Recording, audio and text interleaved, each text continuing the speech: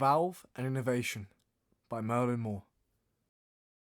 Hello, today I'm going to be talking about Valve. I'm going to try my best to condense 27 years of history into a 10-minute video, detailing events like the creation of Half-Life, the birth of Steam, and Valve's inability to count to 3. Oh, and how they've innovated games and hardware, furthering the industry for the better. So let's begin, shall we? Valve began when the co-founders of the company, Gabe Newell and Mike Harrington, had left Microsoft in 1996.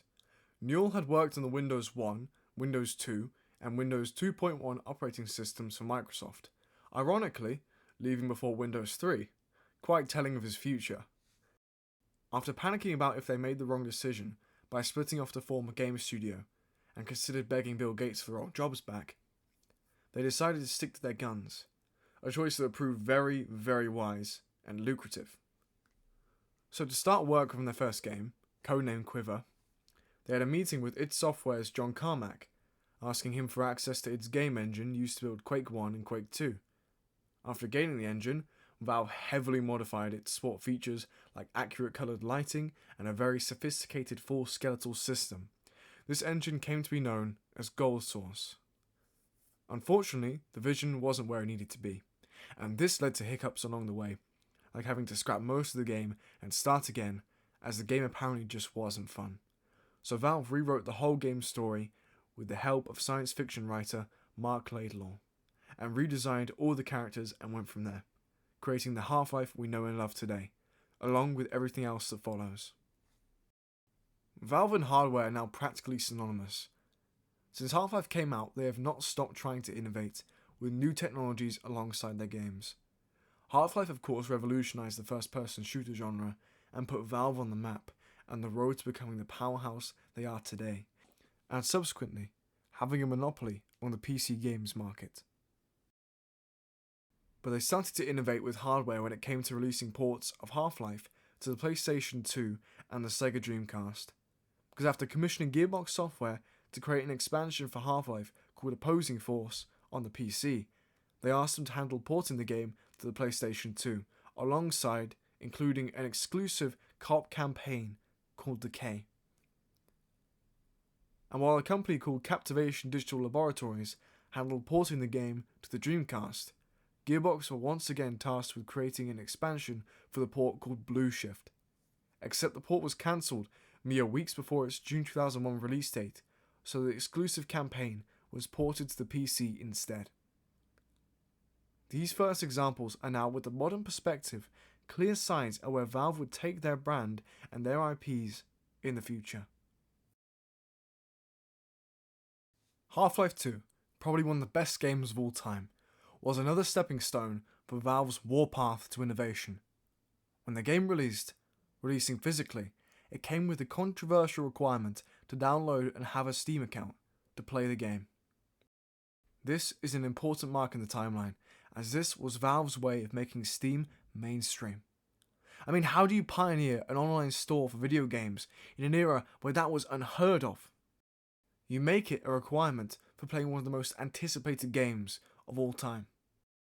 This wasn't as bad as people thought, as even though you needed an internet connection to run Steam to install the game, which I'll admit, having an internet connection in 2004 was not everyone's situation, to say the least. It was over and done with after the installation, with the ability to switch Steam to offline mode. The only downside is that it has led to the situation of the modern day, where game companies have thrown game preservation out the window, and when you buy games, it's now considered having bought an online license to a game instead of the actual game. You don't own any of them. Apart from the Half-Life 1 ports, there was also a standalone port of Half-Life 2 to the original Xbox, and later down the line, one of the best deals in gaming, the Orange Box. The Orange Box, retailing in the UK on PC for £29.99 and on the Xbox 360 and PlayStation 3 for £39.99, released in 2007 and selling over 8 million copies worldwide, it remains one of the best deals in gaming history, giving you 5 games all for the price of 1. That being Team Fortress 2, Half-Life 2 plus Half-Life 2 Episodes 1 and 2, and Portal. with Portal being the surprise hit introduced in this release, created because one day Valve visited the DigiPen Institute of Technology in Washington and saw a student project called Narbucular Drop that had many of the mechanics we see today in Portal, namely the portals.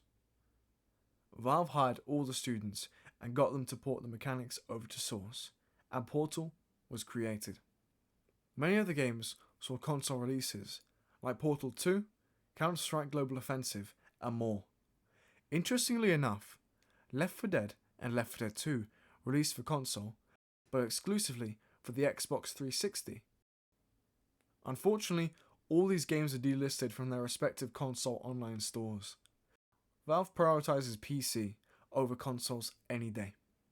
And most notoriously, Valve dislikes the PlayStation 3 so much that unlike the original Xbox and the Xbox 360 ports of their source games, Valve didn't port the games themselves, opting instead to leave it to other studios, that being EA for the Orange Box, Naughty Dog for Portal 2, and Hidden Path Entertainment for Counter-Strike Global Offensive, with the last two ports having more attention, or any at all, from Valve, having integrated Steam features in the games like the ability to crossplay with players on PC and Mac, and Portal 2 having even more Steam features like cloud saving, linked achievements, and access to the Steam community. Post-2012 had seen very little in the way of game releases, as Valve's focus had a clear shift from being a game development studio to being a gaming marketplace giant. Steam had been around since 2004, and since then it had become the only online store for PC gaming. If it's not on Steam, it simply doesn't exist. In fact, this is such a prevalent thing that the only reason people use Epic Games or GOG is either for exclusives, free games, or having a DRM-free service. But all these things don't detract people from using Steam, as Valve have been pretty relaxed when it comes to people making mods of their games, using their intellectual property, and even selling them on Steam, giving them this respect from the user base. And these mods also serve to keep franchises Valve created alive when Valve seem to have little interest to do so themselves, as yes, most are small modifications, but some are full-fledged games. Essentially, Valve had created such a strong fanbase that it had become self-sufficient. I honestly believe that in another timeline where Valve did not release Source to the public, properties like Half-Life, Portal, and possibly Valve's entire library of games would not be as culturally relevant today as it was upon each game's release. If Valve weren't as lenient from the get-go, then things such as Entropy Zero 2 or Garry's Mod would not exist. And speaking from my experience, if Garry's Mod didn't exist, then I wouldn't know what Half-Life even is or bother getting a Steam account. Valve had tried their hand at making their own products, but they didn't seem to take off, whether it was the failed Steam machine or the Steam controller. That was until the VR boom of 2016 forced Valve's hand.